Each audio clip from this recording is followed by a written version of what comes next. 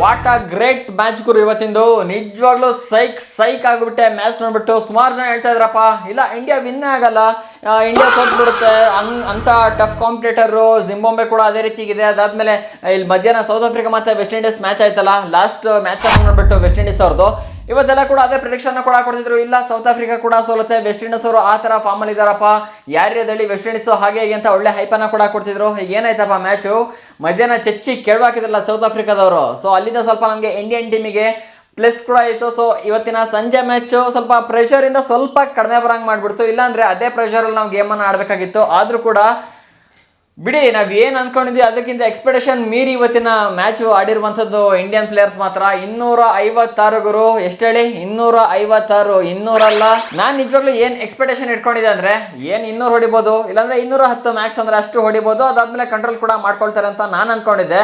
ಆದ್ರೆ ಅಲ್ಲಿ starting ಬರ್ತಿದ್ದಂಗೆ Sanju Samson start ಮಾಡಿದ್ದು ಆಟಗಳನ್ನ ನಾನು ಸಂಜು ಸ್ಯಾಮ್ಸನ್ ಕೂಡ ಇವತ್ತು ಕ್ಲಿಕ್ ಆಗಿಬಿಡ್ತಾರೆ, ಅದಾದ್ಮೇಲೆ ಅಭಿಷೇಕ್ ಶರ್ಮಾ ಕೂಡ ಕ್ಲಿಕ್ ಆಗ್ತಾರೆ ಅಂತ ಅನ್ಕೊಂಡಿದ್ದೆ. ಆದ್ರೆ ಸಂಜು ಸ್ಯಾಮ್ಸನ್ ಅದೇನೋ ಗೊತ್ತಿಲ್ಲ ಗುರು, 25 ಒಳಗೆ ಔಟ್ ಆಗ್ತಿದ್ದಾರೆ. ಏನಾಗ್ತಿದೆ ಅನ್ನೋದೇ ಗೊತ್ತಾಗ್ತಿಲ್ಲ. ನಾನು ಸ್ಟಾರ್ಟಿಂಗ್ ಇವರು ಆಡೋದು ನೋಡಿದ್ರು ಅಂದ್ರೆ ಇನ್ನೇನು ಹೊಡಿತಾರೆ, ಆರಾಮಾಗಿ ಹೊಡಿತಾರೆ. ಇಬ್ರು ಕೂಡ ಒಂದು 50-50 ಪ್ಲಸ್ ಆರಾಮಾಗಿ ಹೊಡಿತಾರೆ ಅನ್ಕೊಂಡಿದ್ದೆ. ಆದ್ರೆ ಅಭಿಷೇಕ್ ಶರ್ಮಾ ಇವತ್ತು ಕಂಬ್ಯಾಕ್ ಅನ್ನ ಮಾಡಿದ್ರೆ ಒಂದು ಸಾಲಿಡ್ ಆದ ಪರ್ಫಾರ್ಮೆನ್ಸ್ ಇವತ್ತು ನೋಡಕ್ಕೆ ಸಿಕ್ಕಿರುವಂತದ್ದು ಅಭಿಷೇಕ್ ಶರ್ಮಾ ಇಂದ. ನಾವೇನು ಹಳೆ ಅಭಿಷೇಕ್ ಶರ್ಮಾ ಎಕ್ಸ್ಪೆಕ್ಟ್ ಮಾಡ್ತಾ ಇದ್ವಲ್ಲ ಅದನ್ನ ಈ ಮ್ಯಾಚ್ ಅಲ್ಲಿ ಕಮ್ ಬ್ಯಾಕ್ ಮಾಡಿಕೊಟ್ಟಿದ್ರೆ. ಅದೇ ರೀತಿಗೆ ಸಂಜು ಸ್ಯಾಮ್ಸನ್ ಸ್ವಲ್ಪ ಆಡ್ಕೊಟ್ಟಿದ್ರು ಸಾಕಿತ್ತು ಜೊತೆಗೆ ನಿಂತ್ಕೊಂಡು. ಇನ್ನೂ ಕೂಡ ಒಂದು ಹೈಯೆಸ್ಟ್ ರನ್ನ ಬೀಟ್ ಕೂಡ 250 ಅದಕ್ಕಿಂತ 265-70 ಟಾರ್ಗೆಟ್ ಅನ್ನ ಕೂಡ ಕೊಡ್ಬೋದಿತ್ತೇನೋ ಅಂತ ನನ್ನ ಒಂದು ಅನಿಸಿಕೆ. ಆ ಥರ ಅನಿಸ್ತಾ ಇತ್ತು. ಅದಾದ್ಮೇಲೆ ಬಂದಂಥ ಪ್ರತಿಯೊಬ್ಬ ಬ್ಯಾಟ್ಸ್ಮನ್ ಕೂಡ ಅಷ್ಟೇ ಸಂಜು ಸ್ಯಾಮ್ಸನ್ ರನ್ನ ಸೇರಿಸ್ಬಿಟ್ಟು ಇಲ್ಲಿ ಚಚ್ಚಿ ಬಿಸಾಕ್ಬಿಟ್ಟಿದ್ದಾರೆ ಇವತ್ತಿನ ಮ್ಯಾಚ್ ಅಲ್ಲಿ. ನೋಡ್ಬೋದು ನೀವು, ಮೊನ್ನೆ ವೆಸ್ಟ್ ಇಂಡೀಸ್ ಮ್ಯಾಚ್ ಆಯ್ತಲ್ಲ ಅದರಲ್ಲಿ ಸ್ಟಾರ್ಟಿಂಗ್ ಟಾಪ್ ಬ್ಯಾಟ್ಸ್ಮನ್ ಅಷ್ಟೇ ಫ್ಲಾಪ್ ಆಗಿದ್ದು, ಅದಾದ್ಮೇಲೆ ಬಂದವರೆಲ್ಲ ಕಡೆ ಹುಚ್ಚು ನಾಯಿ ಹೊಡೆದಂಗೆ ಹೊಡೆದ್ರಲ್ಲ, ಅದೇ ರೀತಿ ಇನ್ಸಿಡೆಂಟ್ ಇವತ್ತು ಟೀಮ್ ಇಂಡಿಯಾ ಕೂಡ ಆಗಿರುವಂತದ್ದು. ಸ್ಟಾರ್ಟಿಂಗ್ ಸಂಜು ಸ್ಯಾಮ್ಸನ್ ಒಬ್ಬ ಫ್ಲಾಪ್ ಅಂತ ಹೇಳಲ್ಲ ಗುರು, ಪಾಪ ಆಡ್ಕೊಟ್ಟಿದ್ದಾರೆ. ಸ್ಟಾರ್ಟಿಂಗ್ ಬೆಂಕಿ ಆಟ ಸ್ಟಾರ್ಟ್ ಮಾಡಿದೆ ಸಂಜು ಸ್ಯಾಮ್ಸನ್. ಅದಾದ್ಮೇಲೆ ಅಭಿಷೇಕ್ ಶರ್ಮಾ ತಗೊಳ್ಳಿ ನಾನೇನ್ ಕಡಿಮೆ ಇಲ್ಲ ಅಂತ ಅವರು ಕೂಡ ಸ್ಟಾರ್ಟ್ ಮಾಡ್ಕೊಂಡ್ರು. ಅದಾದ್ಮೇಲೆ ಬಂದಂತ ಇಶಾನ್ ಕಿಶನ್, ಸೂರ್ಯಕುಮಾರ್ ಯಾದವ್, ಹಾರ್ದಿಕ್ ಪಾಂಡ್ಯ, ಅದೋಗ್ಲಿ ತಿಲಕ್ ವರ್ಮಾ ಕೂಡ ಇವತ್ತು ಕಂಬ್ಯಾಕ್ ಮಾಡಿರುವಂತದ್ದು. ಸಾಲಿಡ್ ಲೆವೆಲ್ ಗುರು, ಮಾತ್ರ ನೆಕ್ಸ್ಟ್ ಲೆವೆಲ್ ಪರ್ಫಾರ್ಮೆನ್ಸ್ ಇವತ್ತು ಟೀಮ್ ಇಂಡಿಯಾದ ಬ್ಯಾಟಿಂಗ್ ಅಂತೂ. ಕಂಗಲ್ ಏನ್ ನೋಡಿದ್ರು ಕೂಡ 4-6 ಬರ್ತಾ ಇದೆ. ಸೊ ಮ್ಯಾಚ್ ನೋಡ್ತಿದೀವ, ಹೈಲೈಟ್ಸ್ ನೋಡ್ತಿದೀವಿ ಅಂತ ನಾನೇ ಒಂದ್ಸಲಿ ಕಂಗಲ್ ಆಗೋಗ್ಬಿಟ್ಟೆ. ಸೊ ನಿಮ್ಗೆ ಕೂಡ ಇನ್ನೇನು ಅದೇ ರೀತಿ ಫೀಲ್ ಕೂಡ ಆಗಿರುತ್ತೆ. ಸಂಜು ಸ್ಯಾಮ್ಸನ್ 15 ರನ್ನಿಗೆ 24 ರನ್ ಕಡೆ ಹೊಡ್ಕೊಟ್ರು, ಪಾಪ ಸ್ಟಾರ್ಟಿಂಗ್ ಆಡ್ಕೊಟ್ರು, ಇಲ್ಲ ಅಂತ ಹೇಳಲ್ಲ. ಅದಾದ್ಮೇಲೆ ನೆಕ್ಸ್ಟ್ ಮ್ಯಾಚ್ ಅಲ್ಲಿ ಆಡ್ಸಿದ್ರು ಅಂದ್ರೆ ಕಮ್ ಬ್ಯಾಕ್ ಮಾಡ್ಬೋದು ಅನ್ಸುತ್ತೆ ವೆಸ್ಟ್ ಇಂಡೀಸ್ ಮೇಲೆ. ಅದಾದ್ಮೇಲೆ ಅಭಿಷೇಕ್ ಶರ್ಮಾ ಅಂತ ಇವತ್ತು ಕೇಳಂಗೆಲ್ಲ ನೆಕ್ಸ್ಟ್ ಲೆವೆಲ್ ಅಲ್ಲಿ ಬ್ಯಾಟಿಂಗ್ ಆಡಿದ್ರೆ ಇವತ್ತಂತೂ ತಿರುಗಿಸಿ ಹೊಡೆದಿದ್ದಾರೆ ಗುರು.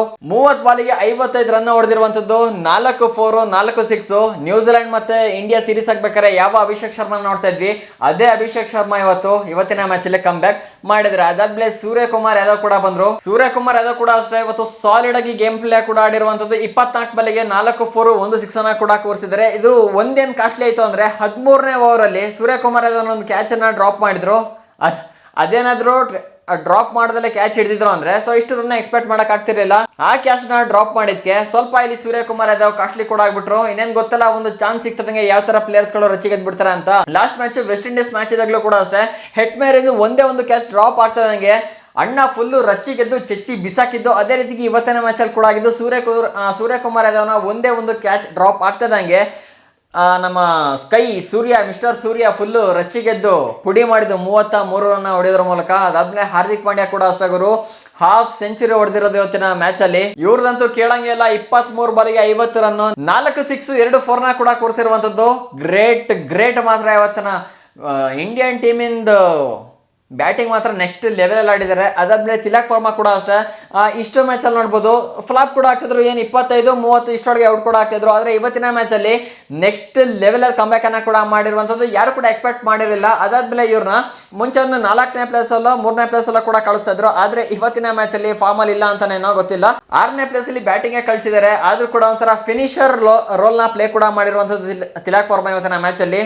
ಆಕ್ಚುಲಿ ಇವತ್ತು ಎಲ್ಲರಿಗಿಂತ ನನಗೆ Tilak Varman batting next level ಮತ್ತೆ ಸೂಪರ್ ಡೂಪರ್ ಅನ್ಸ್ಬಿಡ್ತು. ಏನಕ್ಕೆ ಅಂದ್ರೆ ಕೇವಲ 16 ಬಾಲಲ್ಲಿ 44 ರನ್ ಹೊಡೆದಿರುವಂತದ್ದು. ನೀವು ನಂಬಲ್ಲ, 3 4 4 6 275 ಸ್ಟ್ರೈಕ್ ರೇಟ್ ಅಲ್ಲಿ ಇವತ್ತು ಗೇಮ್ ಅನ್ನ ಆಡಿರುವಂತದ್ದು. ಸಾಲಿಡ್ ಅಂದ್ರೆ ಸಾಲಿಡ್ ಪರ್ಫಾರ್ಮೆನ್ಸ್. ಎಲ್ಲ ಮಾತಾಡ್ತಾ ಇದ್ರಲ್ಲಪ್ಪ, ಈಗ ಎಲ್ಲರ ಬಾಯಿನ ಒಂದೇ ಸಲ ಗಮ್ಟೆ ಪಾಕ್ ಮುಚ್ಚಿಬಿಟ್ಟಿದಾರೆ. ಹಂಗೆ ಅತ್ಲಾಗ ಯಾರೋ ಮಾತಾಡೋದು, ನೀವು ಬರ್ರೋ ನೋಡೋಣ ನಿಮ್ಮ ಪರ್ಫಾರ್ಮೆನ್ಸ್ ಅಂತ ಆ ತರ ಉತ್ತರ ಕೊಟ್ಟಿರುವಂತದ್ದು ಇವತ್ತು. ಸೊ ಇವತ್ತಿನ ಇಂಡಿಯನ್ ಬ್ಯಾಟಿಂಗ್ ಫುಲ್ ಸ್ಟೇಡಿಯಂ ಧ್ವಂಸ ಮತ್ತೆ ಜಿಂಬಾಬ್ವೆ ಬೌಲರ್ಸ್ ಅಂತೂ ಫುಲ್ ಚಡ್ಡಿಲಿ ಅವನೊಂದು ರೌಂಡ್ ಎಲ್ಲ ಆಗ್ಬಿಟ್ಟಿರುತ್ತೆ ಅನ್ಸುತ್ತೆ, ಆ ತರ ಚಚ್ಚಿ ಕೆಡವಿರೋಂಥದ್ದು ಇವತ್ತು. ನಾನು ಅನ್ಕೊಂಡಿದ್ದೆ ಸೆಕೆಂಡ್ ಇನ್ನಿಂಗ್ಸ್ ಅಲ್ಲೇ ಏನ್ ಗುರು ಹೈಯೆಸ್ಟ್ ಅನ್ನೊಂದು 130 ಅದರೊಳಗೆ ಕಟ್ಟಾಕ್ಬೋದು ಅಂತ ನಾನು ಎಕ್ಸ್ಪೆಕ್ಟೇಷನ್ ಇಟ್ಕೊಂಡಿದ್ದೆ. ಆದ್ರೆ ಯಾರಿಂದ ಇಲ್ಲಿ ಅರ್ಧ ಹಾಳಾಗಿದೆ ಅಂದ್ರೆ ಶಿವಮ್ ದುಬೆಗೆ ಓವರ್ನ ಮತ್ತೆ ಬೌಲಿಂಗ್ನ ಕೊಟ್ಬಿಟ್ಟು ಸಖತ್ ಲಾಸನ್ನ ಕೂಡ ಮಾಡ್ಕೊಂಡ್ರು. ಲಾಸ್ಟ್ ಓವರ್ ಹೇಳ್ಬೇಕು ಅಂದ್ರೆ ಹಾರ್ದಿಕ್ ಪಾಂಡ್ಯ ಮತ್ತೆ ಇನ್ನೊಂದು ಓವರ್ ಪೆಂಡಿಂಗ್ ಕೂಡ ಇತ್ತು, ಕೊಡ್ಬೋದಿತ್ತು. ಆದ್ರೆ ಫಸ್ಟ್ನೇ ಓವರೇ ಶಿವಮ್ ದುಬೆ ಸುಮಾರು 20 ರನ್ 25 ರನ್ ಓಡಿಸ್ಕೊಂಡಿದ್ದು. ಅದಾದ್ಮೇಲೆ ಇನ್ನೊಂದು 2ನೇ ಓವರ್ ಕೊಟ್ಬಿಟ್ಟು ಸೂರ್ಯಕುಮಾರ್ ಅದು ದೊಡ್ಡ